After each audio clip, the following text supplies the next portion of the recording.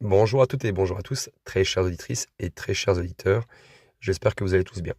Alors aujourd'hui, je vous ai créé un nouvel épisode, un nouveau podcast. Je suis très inspiré en ce moment. Euh, voilà, je vous ai créé un programme, le Lapsus Révélateur. Je vous ai créé un épisode qui va parler donc peut-être que potentiellement, est-ce que nous sommes le programme d'entité avancée? Et donc on va parler de théorie des architectes cosmiques.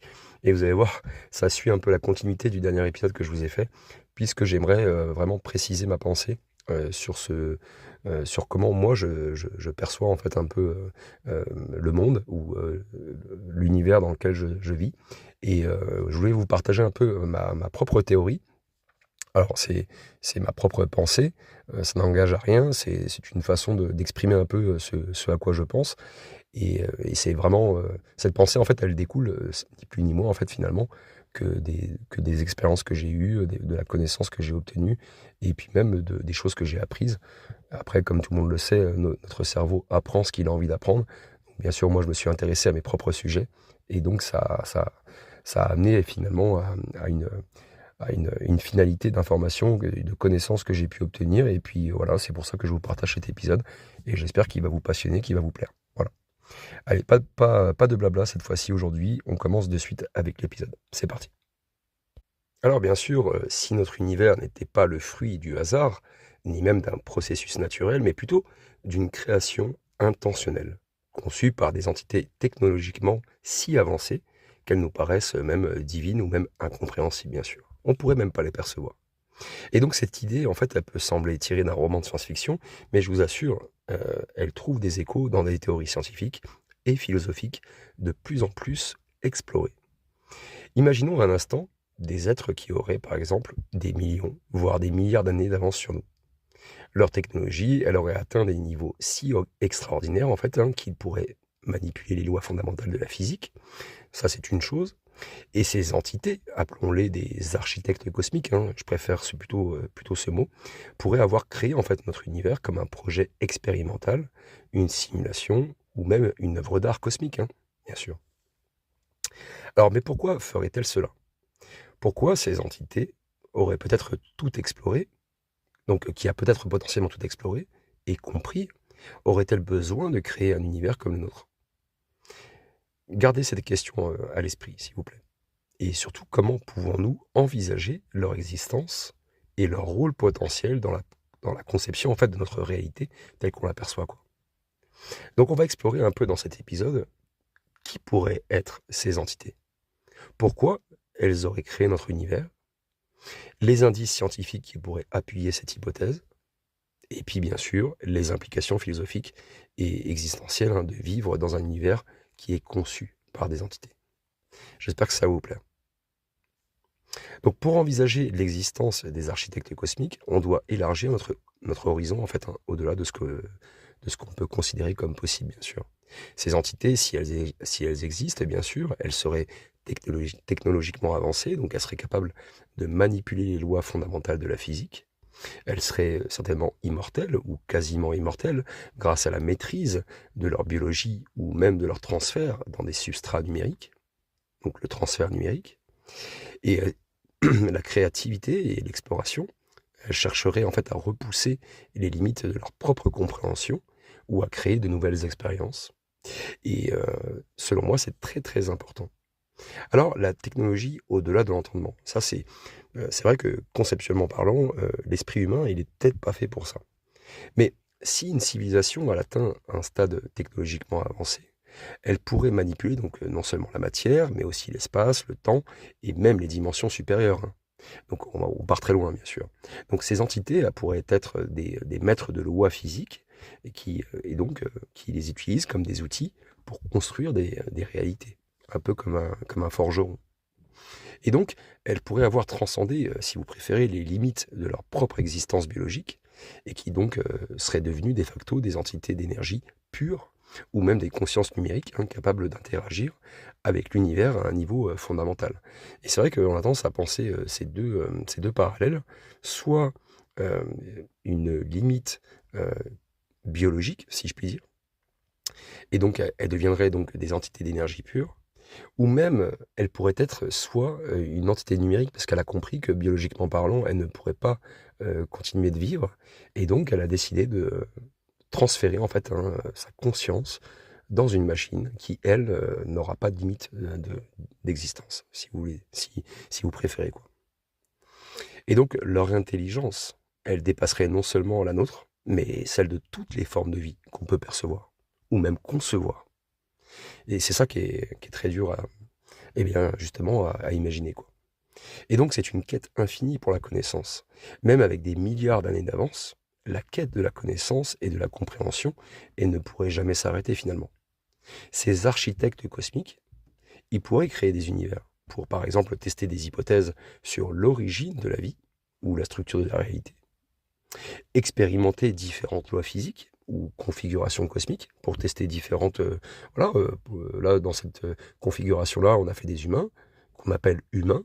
Bah, peut-être que dans une autre configuration, on a fait autre chose, vous voyez, mais qui serait dans la même connaissance que nous, je veux dire, dans le même plan que nous, niveau technologique, niveau social et tout ça. Mais, je sais pas, ça pourrait être des chats. Ouais, voilà, je vous dis une connerie, mais ça pourrait être des chats qui parlent, qui ont une conscience, qui vivent leur vie comme nous, on le fait. Nous, on est des humains, et eux, c'est des chats. Voilà, c'est pour vous imaginer le truc, hein, bien sûr. Et après, bien sûr, explorer de nouvelles formes de complexité émergentes, hein, comme les civilisations ou la conscience. Parce que la conscience, comme je l'ai dit, elle peut être transférée sous différentes formes. Elle n'est pas forcément... la conscience n'est pas quelque chose de forcément de matériel, je pense. Elle n'est pas forcément liée à un corps physique. Elle peut être représentée aussi sous d'autres formes euh, matérielles ou immatérielles. Et donc, je voulais vous parler aussi d'un autre point qui est très important selon moi, c'est la lassitude en fait, hein, et la créativité. En fait, si vous préférez, à un certain point, une civilisation, selon moi, qui est très avancée, elle pourrait se trouver confrontée en fait à un paradoxe. C'est une fois qu'elle a tout compris et qu'elle a tout expérimenté dans leur propre univers, elle pourrait ressentir en fait une forme de lassitude et donc elle va créer de nouveaux univers qui seraient alors une manière de retrouver en fait un petit peu, si vous préférez, l'excitation de la découverte et de l'inconnu. Donc c'est un peu un peintre, si vous préférez, qui a déjà réalisé en fait toutes les œuvres possibles dans un style donné et qui pourrait en fait du jour au lendemain décider de changer complètement de perspective, de matériaux, de sujets, etc. Et donc de même, les architectes cosmiques, ils pourraient concevoir des univers différents du leur pour explorer des nouvelles possibilités. Alors pourquoi créer un univers comme le nôtre? L'hypothèse selon laquelle notre univers a été créé, on va dire, hein, par des entités avancées, ça soulève une question cruciale. Pourquoi un univers comme le nôtre? Ça, c'est vraiment une question qui me taraude. Pourquoi on choisirait de créer une réalité aussi vaste, complexe et apparemment autonome? Parce que nous-mêmes, en fait, on ne s'en aperçoit pas, en fait, finalement. À part notre désir d'inventivité, de créativité, d'imagination, on s'imagine tout un tas d'hypothèses, c'est ce qui fait avancer la science, ça je peux le comprendre, mais vous imaginez bien que c'est quand même bizarre quand même qu'une civilisation aussi avancée veuille créer en fait une réalité, comme je vous l'ai dit, aussi vaste, complexe, etc. Alors il y a le divertissement cosmique. Parce que, comme je vous l'ai dit, ces civilisations, elles ont peut-être potentiellement des milliards ou des millions d'années d'avance sur nous. Et donc, au bout d'un moment, il faut bien du divertissement. Donc ces entités, elles pourraient créer des univers pour se divertir, dans un univers qui est limité, par exemple, hein, limité comme les dynamiques imprévisibles, comme l'évolution des galaxies, des planètes, et même des êtres vivants, ça pourrait offrir un spectacle fascinant. En fait, vous êtes dans une configuration précise d'un univers, vous avez envie de tester une certaine théorie, une certaine configuration, et puis bah, vous regardez avec vos potes à la télé comment ça se passe. Et puis vous regardez ça sur des centaines ou des milliers d'années pour voir un peu comment l'évolution elle se fait. Et puis vous pouvez aller, je sais pas, au début de la création, jusqu'à la fin de la création, à la moitié de la création, un peu comme un dieu qui regarderait comme dans Minority Report, où il promène un peu sa main sur un écran holographique, et puis il peut aller dans le temps, il peut aller dans le passé, dans le présent, dans le futur, pour voir un peu comment va se passer le futur meurtre ou les futurs crimes, quoi, comme on pourrait dire. Et donc, cette idée, en fait, elle est quand même intéressante parce que chaque interaction, chaque avancée technologique, chaque découverte scientifique pourrait être une source d'émerveillement, en fait, hein, pour ces entités qui n'auraient pas découvert à l'époque ce genre de technologie. Et donc, quand on pousse cette idée encore plus loin, peut-être qu'il y a même des événements comme l'apparition de la vie intelligente sont vus en fait par ces entités comme le climax en fait d'une histoire qu'elles suivent avec intérêt, comme une série télévisée qu'on peut regarder nous à la télé où on se dit voilà, le climax c'est le moment dans un film où il y a le plus d'intensité, ou même dans un livre, dans un roman, c'est pareil. Et bien bah eux c'est pareil, voilà, dans leur configuration holographique de leur monde, de leur univers qu'ils ont créé, eh bien, il y a un climax, et ben, c'est là où on a commencé à parler. Voilà.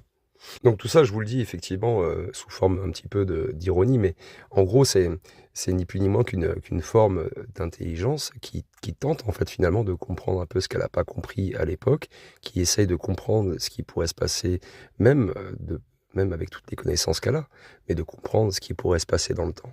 Et aussi, étant donné que cette entité, aussi intelligente soit-elle, elle vit dans son propre univers, et donc elle tente aussi de comprendre les autres univers, s'il en existe, bien sûr.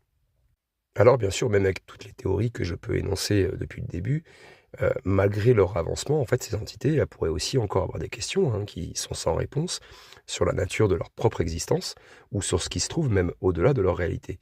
Et donc, en créant des univers, elles pourraient rechercher des indices sur des questions qui les dépassent encore, bien sûr, hein. Donc, j'espère que pour l'instant, vous êtes toujours autant captivé et j'espère que vous comprenez un peu l'idée que j'ai. Et si vous avez des commentaires, n'hésitez pas, faites une pause, paf, commentaire, pour faire un petit point sur ce qu'on a appris, sur ce que vous avez appris, sur comment moi j'interprète un petit peu le monde qui m'entoure. Allez, on va continuer avec la suite, c'est parti. Alors nous allons parler des indices scientifiques d'un univers conçu. Donc si on essaye d'envisager un peu l'hypothèse que notre univers, il pourrait être le produit d'entités avancées, donc des civilisations très avancées, eh bien, il est intéressant d'examiner un petit peu plusieurs indices scientifiques et concepts philosophiques qui soutiennent en fait cette idée. Et il y en a plusieurs, je vais vous les exposer. Vous allez voir, c'est très intéressant. Tout d'abord, nous avons le principe holographique. Donc notre réalité, c'est comme une projection, comme vous l'avez compris, je pense, durant cet exposé. Comme je l'explorais dans l'épisode précédent, le principe holographique il suggère que l'information de l'univers, il pourrait être codé donc sur une surface bidimensionnelle, comme un hologramme. Et donc si cette hypothèse en fait est correcte, cela signifie en fait que notre réalité en 3 dimensions pourrait être une projection en fait hein, d'une autre réalité. Alors pourquoi cela soutient l'hypothèse d'une création? Parce que j'avoue que j'en parle un petit peu trop souvent. Eh bien, un univers codé sur une surface, elle pourrait avoir été conçue de manière intentionnelle, comme un programme informatique. Et donc, les règles fondamentales de la physique, comme la vitesse de la lumière, la gravité et d'autres choses, eh bien, pourraient être des paramètres définis par ces entités créatrices. Donc, j'aime bien représenter ça, penser à un jeu vidéo. Bien que le joueur interagisse avec un monde en 3D, tout est en réalité en fait codé dans un espace en 2D, hein, sur le disque ou dans un cloud ou peu importe le support. Et donc cela nous amène à parler de constantes universelles. En fait, ce sont des réglages parfaits. C'est un autre argument qui est souvent avancé, c'est celui du réglage précis en fait hein, de ces fameuses constantes fondamentales de notre univers. Si on prend par exemple la constante gravitationnelle, la vitesse de la lumière, les forces nucléaires faibles et fortes, eh bien vous voyez que tout est coïncident, tout est cohérent. Si ces constantes avaient été légèrement différentes, eh bien les étoiles, les planètes et la vie, telle qu'on la connaît aujourd'hui, n'auraient jamais pu exister. Et donc ce réglage précis j'insiste dessus, ça soulève quand même la question principale, c'est est-ce que c'est le fruit du hasard ou est-ce que c'est le résultat d'un choix intentionnel? Et donc ces architectes cosmiques, ils auraient défini donc ces constantes pour permettre l'émergence de structures complexes et dynamiques hein, dans l'univers. Alors on a des anomalies dans les lois de la physique et je vais Je vais vous en expliciter quelques-unes. Il y en a plusieurs qui ont été observés dans la physique moderne et qui pourraient être interprétés comme des artefacts, si vous préférez, d'un univers qui a été préconçu ou conçu. Déjà, la dualité onde-particule, hein. Je pense que tous ceux qui sont calés dans le sujet ont compris que les particules élémentaires, elles agissent différemment selon la façon dont elles sont observées ou pas. Si elles sont observées ou pas. Et donc, une antiparticule, par exemple, ou une particule, vous avez une particule que vous observez. Eh bien, dès lors que vous l'observez, une antiparticule se crée. Mais si vous ne l'observez pas, l'antiparticule ne se crée pas. Et donc, vous avez un petit peu un effet programmatique, si vous préférez, qui est similaire un petit peu à un rendu différé d'un jeu vidéo. Plus vous avancez dans le jeu, et plus le jeu se crée devant vous. Mais si vous stagnez dans le jeu, vous ne voyez pas ce qu'il y a, je sais pas, 100 km plus loin. La map est régie de façon à économiser de l'énergie. Et donc pour économiser de l'énergie, vous ne voyez pas ce qu'il y a au-delà. Vous voyez juste votre univers observable. Et donc ça nous amène à parler de limites quantiques. La granularité, et j'en parle très souvent de ça, de l'espace et du temps, au niveau des échelles de Planck, elle pourrait être un indice que l'univers, en fait, il fonctionne plutôt sous une structure discrète comme un programme informatique. C'est très compliqué, hein, les amis, à vous expliquer tout ça, et je bégaye beaucoup, mais je vous avoue que j'essaye de faire le maximum. On va parler un petit peu des simulations cosmologiques. Enfin, il y a des physiciens et puis même des informaticiens très calés comme Nick Bostrom par exemple, qui ont proposé que notre univers il pourrait être donc une simulation. Et donc, selon cette hypothèse, une civilisation avancée, elle aurait créé en fait une simulation si sophistiquée elle est indiscernable, comment on pourrait dire, indistinguable de la réalité, si vous préférez.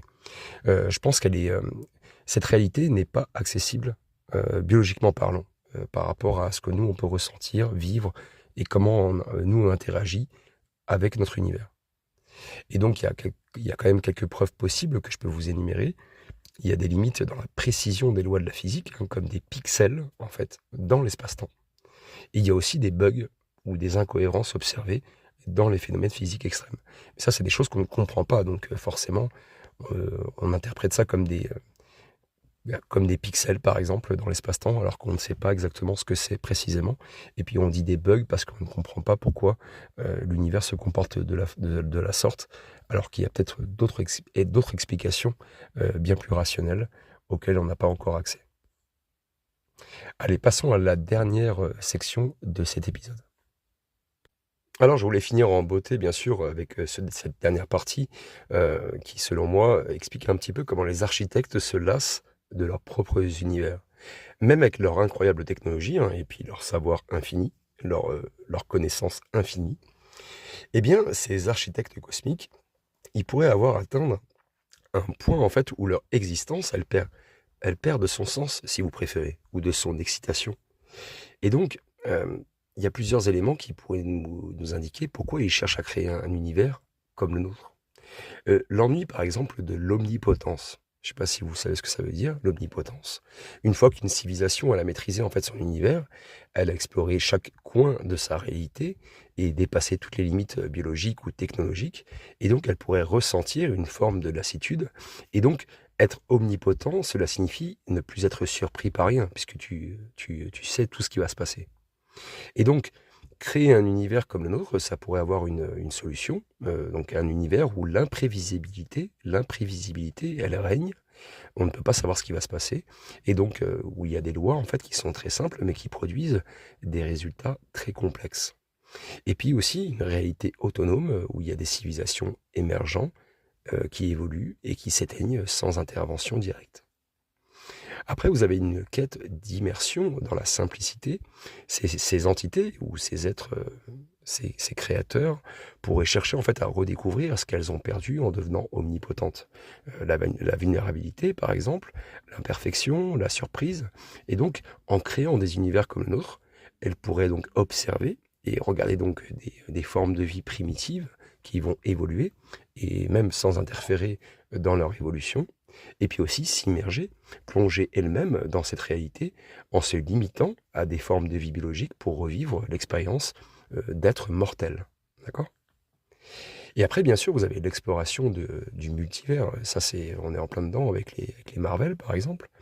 Si plusieurs univers existent, eh bien, ces architectes, ils pourraient aussi être engagés, en fait, hein, dans une quête pour explorer les limites de la réalité elle-même et donc créer des univers différents.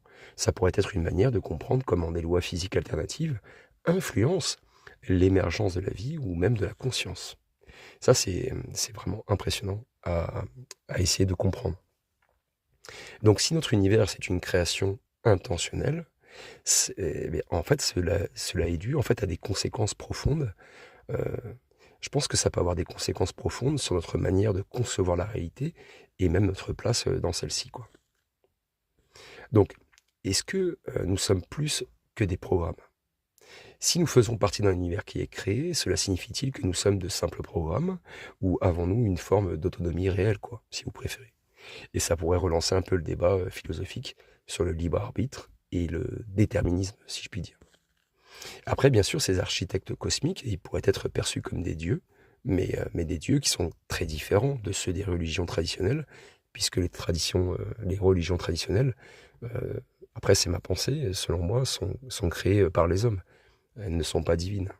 Et donc elles ne seraient pas toutes puissantes dans un sens spirituel, si vous préférez, mais plutôt voilà, des créateurs. Ces personnes-là seraient plutôt des créateurs technologiques qui explorent leur propre univers. Ce ne seraient pas des dieux comme nous on l'entend. Après, vous avez une quête de sens. Si nous sommes le produit d'un programme ou d'une création, eh bien notre quête de vérité ou de compréhension, est-ce qu'elle devient vaine? Est-ce que ça sert à rien de penser à tout ça? C'est une bonne question aussi. Et faites-vous plaisir dans les commentaires. Et donc, est-ce qu'on ferait, est-ce que par exemple, on ferait peut-être partie intégrante d'un jeu vidéo qui est conçu par ces entités? Ça aussi, je vous laisse vous faire plaisir dans les commentaires. Et donc, l'idée que notre univers pourrait être une création intentionnelle, ça soulève quand même des questions fascinantes hein, qui mêlent la science, la philosophie, la spéculation et même la spiritualité. Et donc, moi, j'aimerais savoir ce que vous en pensez. Si vous avez des idées, ma parole n'est pas divine, elle est juste humaine. Ce sont mes propres idées, ce n'est pas la vérité. Et donc, si vous avez vos propres idées, bah, n'hésitez pas à échanger dans les commentaires. Ça me fera extrêmement plaisir de continuer ce genre de discussion avec vous. J'aimerais bien savoir aussi ce que ça pourrait changer de votre manière de percevoir la vie et même de percevoir l'univers et même vous-même. Vous voyez qu'est-ce que ça pourrait changer chez vous? Voilà. Donc n'hésitez pas voilà, à participer dans les commentaires, c'est très important. Selon moi, c'est des questions philosophiques, éthiques et, et même technologiques qui peuvent être vraiment très intéressantes à partager ensemble. Ça nous permettrait d'avancer un peu ensemble et de voir un peu dans ma communauté quelles sont vos idées et vos idées préconçues que vous avez, lesquelles vous adoptez et celles que vous rejetez. Voilà. Prenez tout soin de vous en tout cas et à très bientôt.